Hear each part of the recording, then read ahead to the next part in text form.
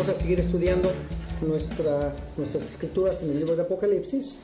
Vamos por la tercera carta. Yo sé que usted dice, hermano, pero ¿cuándo vamos a acabar las 7 cartas? Pues déme otros 4 sermones y acabamos las 7 cartas. Y luego, si Dios quiere, damos un repaso a las 7 cartas y viene otro sermón, un resumen, y ya sabe usted cómo alargamos este asunto. Pero la iglesia que vamos a estar hablando hoy es la iglesia de Pérgamo. Vamos a estar estudiando de Apocalipsis capítulo 2, versículos 12 al 17. Y el sermón le puse yo la iglesia ciega. Así le puse yo el sermón, porque creemos que para que nosotros podamos vencer al enemigo, tenemos que ver al enemigo. Si no tenemos esa visión espiritual, no podemos vencer al enemigo, ¿verdad? La iglesia ciega dice que la iglesia que no ve al enemigo no puede derrotarlo. Así que nosotros tenemos que derrotar al enemigo, tenemos que verlo. Vamos a leer Apocalipsis 2, del 12 al 17, dice así: y escribe al ángel de la iglesia en Pérgamo, el que tiene la espada aguda de 2 filos, dice esto: yo conozco tus obras y dónde moras, donde está el trono de Satanás, pero retienes mi nombre. Y no has negado mi fe, ni aun en los días en que Antipas, mi testigo fiel, fue muerto entre vosotros, donde mora Satanás. Pero tengo unas pocas cosas contra ti, que tienes ahí a los que retienen la doctrina de Balaam, que enseñaba a Balac a poner otro precio entre los hijos de Israel, a comer de cosas sacrificadas a los ídolos y a cometer fornicación. Y también tienes a los que retienen la doctrina de los Nicolaitas, la que yo aborrezco. Por tanto, arrepiéntete, pues si no, vendré a ti pronto y pelearé contra ellos con la espada de mi boca. El que tiene oído, oiga lo que el Espíritu dice a las iglesias. Al que venciere, daré a comer del maná escondido, y le daré una piedrecita blanca, y en la piedrecita escrito un nombre nuevo, el cual ninguno conoce, sino aquel que lo recibe. Amén, gloria a Dios. La palabra de Dios es preciosa, y la palabra de Dios nos enseña que Jesucristo está atento a lo que hacemos como iglesia. ¿Se da cuenta? Él dice: yo conozco tus obras, yo conozco lo que ha pasado, yo conozco que no has caído, que no has dejado el testimonio, yo conozco que retienes a estos que predican a Balaam, yo conozco que retienes a estos que tienen a los Nicolaitas. Jesucristo se fija en lo que hacemos como iglesia. Así que nosotros damos gracias a Dios porque nuestra iglesita pequeña hacemos las cosas que Dios quiere que haga. Las hacemos con orden, las hacemos bonito, ¿verdad? Le voy a contar una historia de la vida real. Casi siempre buscamos historias en los libros y buscamos algo para dar una introducción, pero esta es una historia real. Hace algunos años, la última vez que yo estuve en México, hace como 8 años más o menos, fuimos a visitar a mi mamá, a visitar a varios amigos, estuvimos visitando allá, y el principal plan del viaje era festejar los 15 años de la niña, y el enfoque, por supuesto, era la fiesta. Ese era el enfoque del viaje. Había que preparar todo, había que tener todo listo porque eran los 15 años de la niña, imaginas. Y la familia se adelantó, Gaby y Ashley se fueron adelantado como un mes antes de que yo fuera. Yo no tenía tantas vacaciones, se adelantaron, prepararon todo. Ya para cuando yo llegué la fiesta ya estaba pero lista.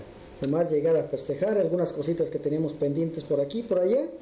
Y en fin, fuimos a festejar, ¿verdad? Y usted sabe, cuando va uno de vacaciones y visita a los familiares, nunca queda uno bien. Que hubo el familiar que no le gustó esto, que hubo el familiar que no le gustó aquello, uno llega hablando mal de este familiar, llega mal hablando de aquellos, en fin, la cosa que nunca falta, siempre es la misma cosa. Pero cuando ya regresamos aquí a Estados Unidos, ya estábamos platicando, los comentarios más importantes eran acerca de la casa de mi mamá. Ahí fue donde nos hospedamos al final, ahí estuvimos unos días, y nos sorprendíamos que la casa de mi mamá estaba bien descuidada. Mal limpiada, estaba sucia, descuidada, y nosotros la verdad que no entendíamos cómo es posible que mi mamá esté viviendo así. ¿Qué le pasó? Pues no era así la cosa, y dejaba mucho que desear, la verdad estaba fea. Y por supuesto pues no le puedo decir nada. ¿Qué le decían a mi mamá? Estábamos hospedados ahí, imagínense qué le íbamos a decir, ¿no? Pero la cosa estaba un poquito fea, ¿verdad? Después de algunos años hablando con mi mamá, etcétera, ella nos dijo que le iban a operar de los ojos, que tenía cataratas y le iban a operar, y en fin, tenía un problema. Después de que lo operaron quedó muy bien, ya no necesitaba lentes, ahora sí veía muy bien, etcétera, etcétera. Y entonces preguntándole, yo le dije: mamá, ¿y cuando fuimos para allá, tú podías ver? No. ¿Tú nos viste? No. Yo estuve contenta con oírlos, con abrazarlos, con besarlos, pero no los vi. Pero mamá, ¿y por qué no nos dijiste? Pero todos estaban tan felices, todo estaba la cosa de la fiesta.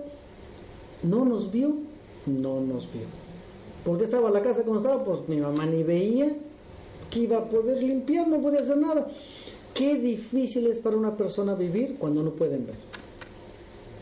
Es bien complicado. Los demás se dan cuenta de que algo está mal, pero la persona que no puede ver no se da cuenta porque no puede ver. No hay manera de que le digan, no, mira, así está la cosa. Pues no puede ver. La única persona que sabe el problema, además de todo, es la que no puede ver. Hasta que esa persona nos dice, pues es que no veo, pues nadie sabe. Todos pensamos que sí podía ver, y ella llevaba la conversación, platicaba, iba y venía, iba a trabajar todos los días, hacía su vida normal, pero no veía, nomás dice que veía las sombras nomás, y así andaba todos los días, bien peligroso.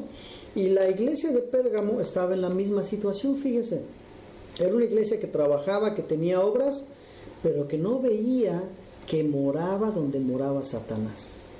Porque es lo que dice la Biblia, que estaba en donde moraba Satanás. Allí en Apocalipsis dice que solo la iglesia diligente puede ver y derrotar al enemigo. Pues si vamos a Apocalipsis 2, 13, 14, dice, yo conozco tus obras y donde moras, donde está el trono de Satanás. Mira dónde estaba esta iglesia, en el trono de Satanás. Y ellos no se daban cuenta. Pero retienes mi nombre y no has negado mi fe.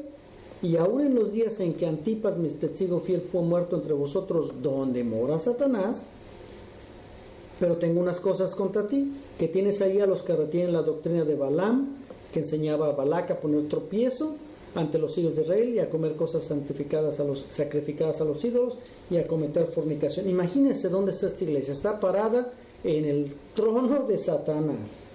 Y tiene en su congregación hermanos, personas que están enseñando doctrinas acerca de los ídolos, equivocadas totalmente. Y esta iglesia no se da cuenta. Qué triste, qué ciega estaba la iglesia. Por lo tanto decimos que solo la iglesia diligente puede ver y derrotar al enemigo. Esta iglesia de alguna manera había fallado en esa área de la iglesia, de la vida de la iglesia. Pero mire, primero que todo vamos a ver quién era Balaam, porque dice ahí que retiene a los de Balaam, que enseñaban a Balac a poner tropiezo ante los hijos de Israel y a cometer cosas sacrificadas a los ídolos y a cometer fornicación. Así que vamos a ver quién era Balac en primer lugar. Con más calmita, si usted va al libro de los números, va a tener tiempo en su casa si gusta leerlo, porque son los capítulos 21, 22, 23, 24, 25. Se habla de la historia de Balaam, así que lo puede leer en su casita con más calmita.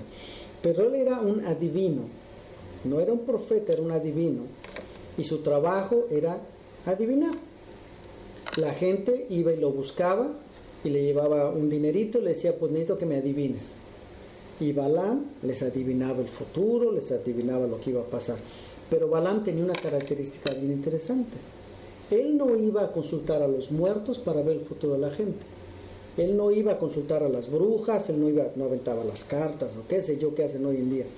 Él iba y consultaba a Jehová. Bien interesante, su negocio era ser adivino y él iba y consultaba a Jehová. Venía la gente y le decía, necesito que me adivines. Y decía, espérame, voy a consultar a Jehová. E iba y Jehová le hablaba. Y Balaam tenía la característica que solo lo que Dios le decía era lo que él decía. Interesante. No era un profeta que Dios lo usara para profetizar, pero Dios lo usaba para decirle a la gente lo que la gente necesitaba escuchar. Y si la gente quería que Dios los bendijera y Dios no quería bendecirlos, Balaam decía, pues Dios dice que no te va a bendecir. Porque él decía solamente lo que Dios le daba. Espiritualmente, él obedecía a Dios. Pero fíjese que moralmente era un poquito tramposo Balaam. Espiritualmente le tenía temor a Dios, decía, no, si Dios dice que no, yo digo que no, y si Dios dice que sí, yo digo que sí. Pero moralmente no estaba tan derecha la cosa. Cuando el pueblo de Israel trató de conquistar al pueblo de Moab, el pueblo de Moab tenía miedo del pueblo de Israel. Decía, miren estos que salieron de Egipto, se han consumido a todos los pueblos del desierto y ahora vienen contra nosotros, nos van a matar. Entonces el rey de Moab mandó llamar a Balaam. Le dice, Balaam, ven, te voy a dar dinero, te voy a dar riquezas, pero necesito que maldigas al pueblo de Israel para que les ganemos. ¿Qué hizo Balaam? Dijo, espérame tantito, voy con Jehová. Fue con Jehová. Jehová no iba a maldecir al pueblo de Israel. Viene Balaam y le dice, pues lo siento mucho, pero Jehová dice que no, que es el pueblo de Israel y no lo va a maldecir. Y el rey de Moab se enojó y lo mandó traer otra vez y otra vez. Bueno, si lo lee con calmita, hasta una burra le habló a Balaam porque estaba necio el hombre. Pero una cosa porque Balaam lo que quería era que el rey le diera dinero. Entonces él seguía yendo con el rey a ver si un día de estos Dios le decía que maldijera al pueblo, pero no. Dios le dijo, no quiero que maldigas, es mi pueblo.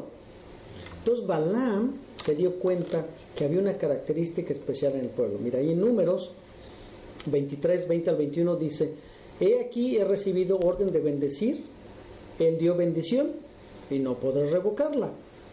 No ha notado iniquidad en Jacob, ni ha visto perversidad en Israel. Jehová su Dios está con él y júbilo de rey en él. ¿Qué encontró Balaam en el pueblo de Israel? Que Dios no había encontrado mancha en el pueblo de Israel. Así que no había manera de maldecirlos. El pueblo de Israel se estaba portando bien.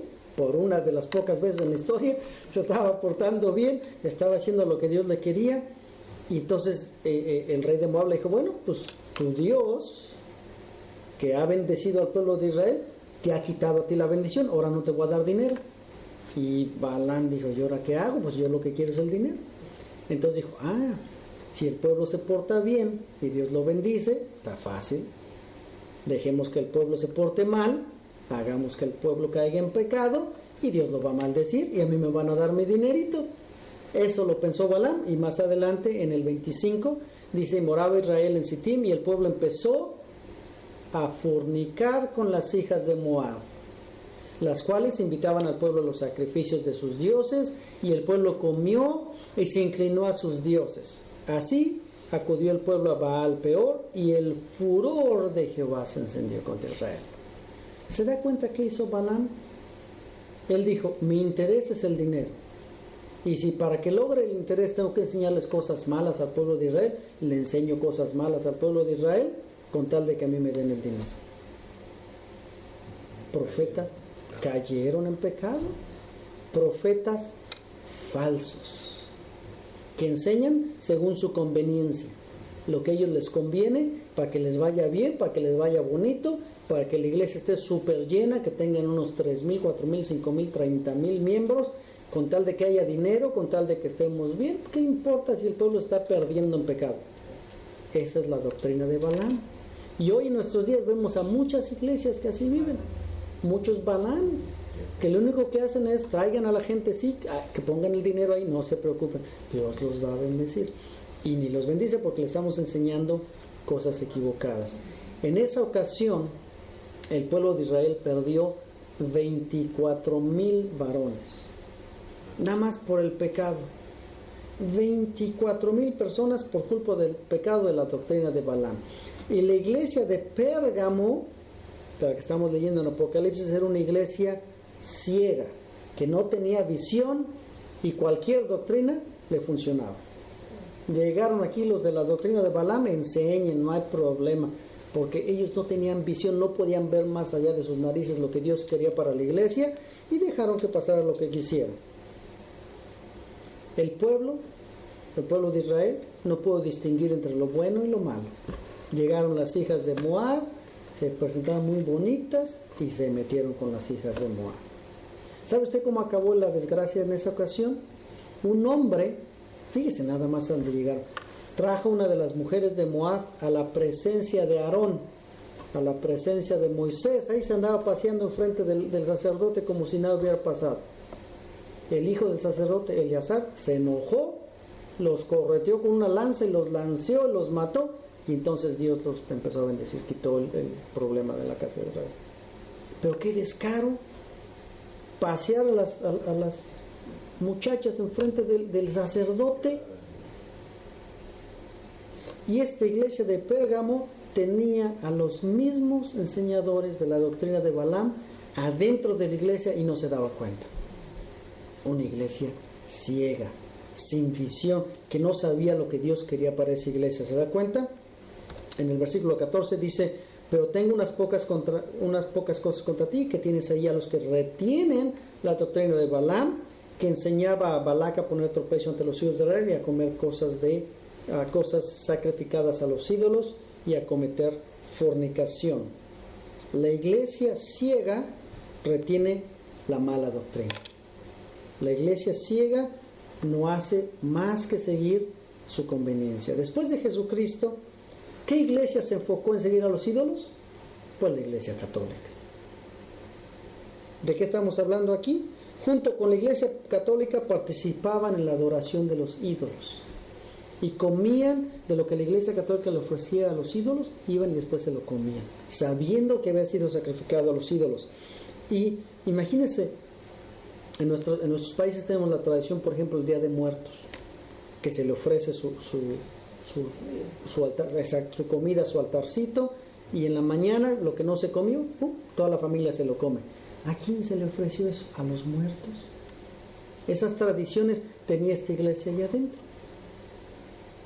Esta iglesia estaba localizada en lo que es ahora Turquía, y Turquía había sido una gran ciudad cosmopolita en aquellas épocas y era el centro de la adoración a Zeus, el dios griego. Allí era donde lo adoraban, y esta iglesia participaba. Todas las tradiciones paganas que habían tenido ahí las habían metido al templo. Todas las participaciones paganas. La iglesia no sabía separar las tradiciones paganas y las había mezclado. Qué triste iglesia. Y permitía que en la misma iglesia se enseñara la participación de los ídolos. Imagínense nada más. Y Dios dice: pero tengo cosas contra ti. Nosotros debemos de ver nuestras vidas y asegurarnos que no tengamos ninguna costumbre pagana que se haya metido en nuestra vida, que se haya metido en nuestra iglesia, que se haya metido en nuestro hogar. Que las costumbres paganas estén lejos de nuestra vida, ¿verdad? Una iglesia que es ciega es una iglesia que tiene pocas obras. Pues no se ve. Sí se ve. La iglesia ciega tiene pocas obras. Dice en Apocalipsis 2:13: yo conozco tus obras y dónde moras, donde está el trono de Satanás, pero tienes mi nombre y no has negado mi fe, ni aun en los días en que Antipas, mi testigo fiel, fue muerto entre vosotros, donde mora Satanás. La iglesia de Pérgamo no era una iglesia perezosa, era una iglesia que trabajaba. Jesucristo mismo dice: yo conozco tus obras, pero se dedicaba a llevarle la corriente a las otras religiones. No trabajaba en lo que tenía que trabajar. Era una iglesia que trabajaba aún en medio de los ataques de Satanás y que nunca había negado a Jesús, aún a pesar de la persecución. Este señor Antipas fue el pastor de la iglesia, que mismo Juan lo había ordenado como pastor de la iglesia, y muere como obispo de la iglesia, muere como mártir, pero la iglesia sigue adelante, pero sigue sin pastor, sin visión, sin saber lo que estaban haciendo. La iglesia de Pérgamo nunca se detuvo de anunciar el evangelio, nada más porque le mataron a pastor, pero sus obras eran pobres. Su visión era nula, no sabía para dónde iba, no tenían ni dónde ir. No se habían dado cuenta de lo que estaba pasando adentro de la misma iglesia. Segunda de Pedro, capítulo 1, versículos 5 al 9, nos habla de cómo debemos de vivir. Nos habla de lo que debemos hacer como cristianos. Dice: vosotros también, poniendo toda diligencia por esto mismo, añadid a vuestra fe virtud, a la virtud conocimiento, al conocimiento dominio propio, al dominio propio paciencia, a la paciencia piedad, a la piedad afecto fraternal y al afecto fraternal amor, porque si estas cosas están en vosotros y abundan, no os dejarán estar ociosos ni sin fruto en cuanto al conocimiento de nuestro Señor Jesucristo. ¿Qué nos dice? Que la iglesia debemos ser diligentes, no perezosos, sino diligentes en buscar las cosas de Dios. Es decir, que la prioridad en nuestra vida debe ser Dios. El número uno debe ser Dios. ¿Nosotros somos diligentes para buscar a Dios? ¿Nosotros añadimos todos los días algo a nuestra vida? ¿Algo de Dios a nuestra vida? ¿O preferimos vivir una mezcla del mundo y el cristianismo? ¿O cómo vivimos? Esta iglesia tenía ese problema que no sabía diferenciar entre el mundo y la iglesia. Entonces no eran diligentes, no añadían cada día más cosas a su vida como cristianos, sino que simplemente se conformaban a vivir, total, estamos aquí bien a gusto, no pasa nada. Era una iglesia que tenía recursos, una iglesia que vivía en una zona cosmopolita, había mucha gente, la gente iba y venía, tenían recursos, ¿qué más les importaba? Era una iglesia, dice Pedro 5:9, pero el que no tiene estas cosas tiene la vista muy corta, tenía la visión corta la iglesia, es ciego, habiendo olvidado la purificación de sus antiguos pecados. Es decir, la iglesia dijo, sí, ya soy salvo, por la gracia de Jesucristo ya soy salvo, pues ya no tengo que hacer más nada, ya voy derechito al cielo, viva yo como viva, me voy al cielo. Qué equivocado estaba, ciegos estaba esa iglesia, ¿verdad? Y al mismo tiempo, la iglesia ciega tiene falsos obreros y no los puede identificar. Esto le pasaba a la iglesia de Pérgamo no pudo distinguir a los buenos obreros ni a los malos obreros porque no habían puesto a Dios en primer lugar en la vida de la iglesia. Ellos habían puesto muchas otras cosas en primer lugar, menos Dios. Lo último era Dios. Es triste pensar en iglesias que se dicen cristianas y Cristo es lo último en la lista. Es triste que hay iglesias que se dicen cristianas y Cristo está hasta el último de la iglesia. Es triste pensar en cristianos que se dicen cristianos y Cristo es el último en nuestra lista. Cuando esto pasa, cualquier doctrina es buena, lo que nos digan es bueno, no podemos distinguir, estamos ciegos. Ahí en el versículo 15 dice, y también tienes a los que retienen la doctrina de los nicolaitas, la que yo aborrezco. Ya habíamos hablado de los nicolaitas cuando hablamos de la iglesia en Éfeso. Los nicolaitas eran los que se decían santos, los que decían que en esta vida uno puede alcanzar la santidad, que llega uno el momento en que es uno tan santo que ya no peca. Eso decían los nicolaitas. Y mira esta iglesia que tenía tanto pecado adentro, tenía también a los nicolaitas que se decían santos. Tenían un relajo en esta iglesia, oiga, que no sabía uno ni para dónde irse.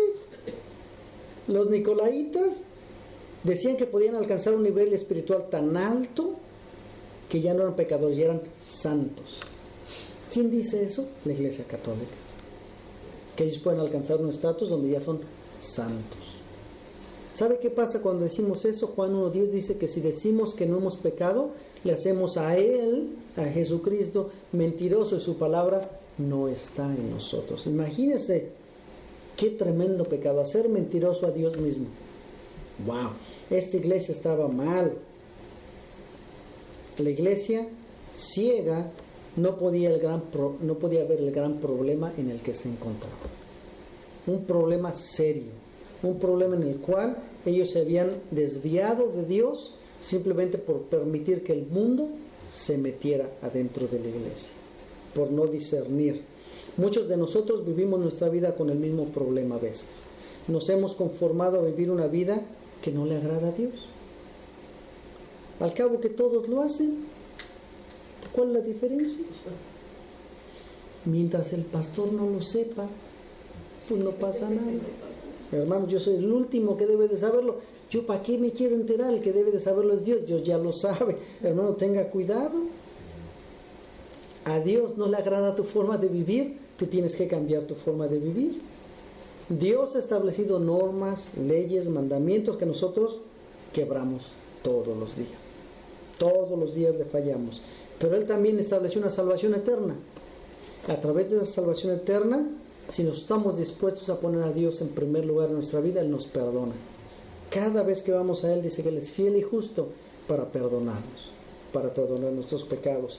Apocalipsis 2:16 dice, por tanto, arrepiéntete, pues si no, vendré a ti pronto y pelearé contra ellos con la espada de mi boca. Es decir, Dios dice, si no te arrepientes, va a venir juicio a tu vida, porque has estado viviendo una vida que no te conviene. A nosotros, el mundo nos dice, no te preocupes, así estás bien, mira, Dios te bendice, Tienes tu casita, tienes tu trabajito, tienes tu salud, tienes tu dinerito en el banco, ¿para qué Dios te está bendiciendo? ¿Para qué te preocupas? Pero Dios nos dice, arrepiéntete, porque si no, va a venir el juicio contra ti. Lucas 18, del 35 al 42, dice, aconteció que acercándose Jesús a Jericó, un ciego estaba sentado junto al camino mendigando. Y esta historia por ahí no la conocemos. Y al oír a la multitud que pasaba, preguntó, ¿qué era aquello? Y le dijeron que pasaba Jesús Nazareno. Y entonces dio voces diciendo, Jesús, hijo de David, ten misericordia de mí. Y los que iban delante de él le reprendían para que callase. Pero él clamaba mucho más, diciendo, Hijo de David, ten misericordia de mí. Este ciego, a veces nos pasa como este ciego. Escuchamos la palabra de Dios y queremos. Hijo de Dios, ten misericordia de mí. Rogamos y vamos y gritamos y pedimos misericordia y clamamos a Dios. Pero en cuanto viene el mundo y nos dice, no, cállate. ¿Para qué ni te va a oír? Mira, tan pecador que eres, ni te va a oír, ni te va a poner atención. Viene el mundo y nos dice, así estás bien.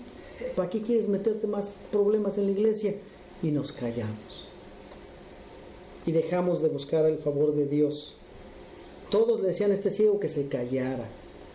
¿Quién crees que eres tú que Jesús de Nazaret, el Hijo de Dios, se va a detener a hablarle a un mendigo como tú que estás mendigando en la calle porque estás ciego? Todos le decían que se callara, ¿verdad? Un mendigo más de la ciudad. Jesús no tiene tiempo para ti. No importa lo que el mundo te diga. Estas personas estaban equivocadas. Muy equivocadas. Cuando nosotros pensamos que Jesús no tiene tiempo para nosotros, las personas están equivocadas, porque Dios siempre tiene tiempo para escuchar tu clamor y mi clamor.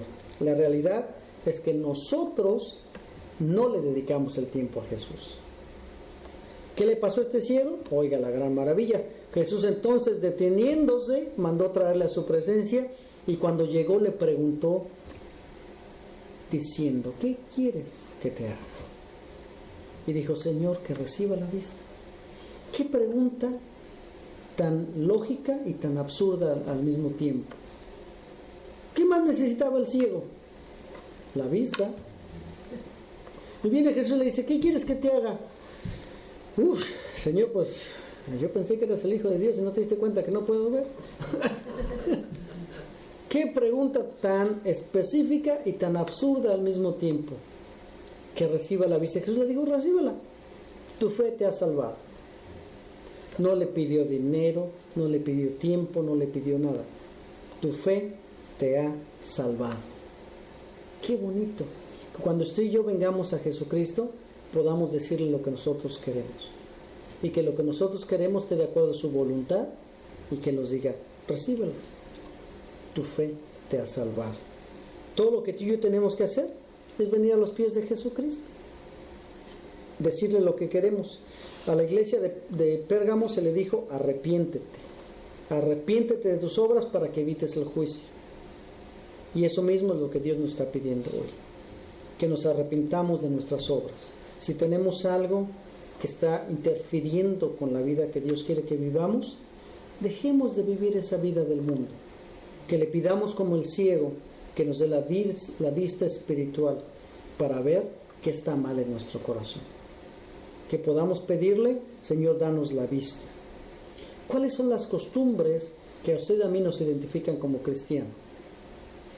Leemos la Biblia, oramos, cuando tenemos oportunidad hablamos de Jesucristo, venimos a la iglesia, eso nos identifica como cristiano. ¿Cuáles son las cosas que hacemos que nos identifican como no cristiano? Ya leíamos en el Salmo 139, examíname, oh Dios, y conoce mi corazón, pruébame y conoce mis pensamientos, y ve si hay en mí camino de perversidad, y guíame en el camino eterno. Hagamos un análisis de nuestra vida y pidamos perdón a Dios por lo que estamos haciendo en contra de Él. Y lo más importante, dejemos de vivir como si no fuéramos cristianos. Empecemos a vivir como cristianos. Es tiempo de dejar de escuchar a los demás y es tiempo de empezar a escuchar a Jesucristo. Amén. Vamos a ponernos de pie y vamos a orar. Bendito Padre Celestial, gracias nuevamente, Señor, por tu palabra maravillosa, Señor, porque tú eres fiel y justo para perdonar nuestros pecados. Y donde quiera que estemos, Señor, tú estás ahí listo, pronto para escucharnos, Señor. Y solo te pedimos, Señor, que analices nuestro corazón, que nos ayudes a entender, Señor, si hay camino de perversidad en nosotros y que nos guíes, Señor, en el camino eterno para que podamos corregir, Señor, nuestro rumbo a donde vamos y que podamos agradarte en todas las cosas que hagamos, Señor. Que podamos vivir todo el tiempo identificados como cristianos, todo el tiempo viviendo en santidad contigo lo más posible, Señor. Y que permitas, Padre, que dejemos a un lado las cosas que aún tenemos, que son del mundo, que todavía nos están estorbando, Señor. Ayúdanos a quitarlas y a vivir para ti, Señor. Te doy gracias por esta palabra y te ruego, Señor, que permitas que permanezca en nuestro corazón y que la recordemos todos los días para hacer tu voluntad, Padre. Te damos gracias, nos ponemos en tus manos en el nombre de Jesús. Amén.